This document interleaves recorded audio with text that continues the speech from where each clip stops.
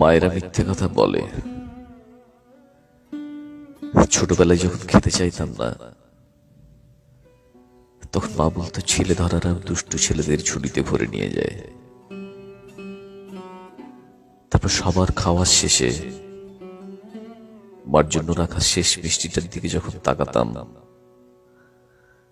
মা ওটা আমাকে দিয়ে বলতো মায়ের জন্য নাকি আলাদা করে তুলে রাখা আছে। মায়েরা মিথ্যে কথা বলে। মনে আছে একবার পুজোর সময় মধ্যবিত্তের বরাদ্দ বাজেটের চেয়ে দামি একটা জুতো পছন্দ হয়েছিল।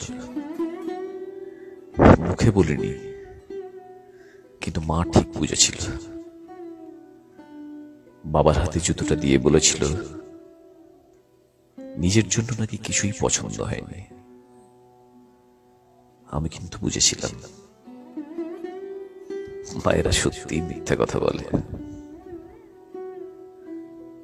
কাকতালীয় ভাবে আমার পরীক্ষার আগে মায়েরও নাকি ঘুম আসতো না, কিন্তু দেরি করে ওঠার লাক্সারি তো আর নেই। তাই চোখের নিজের কালিকে মা বয়সের ছাপ বলতো।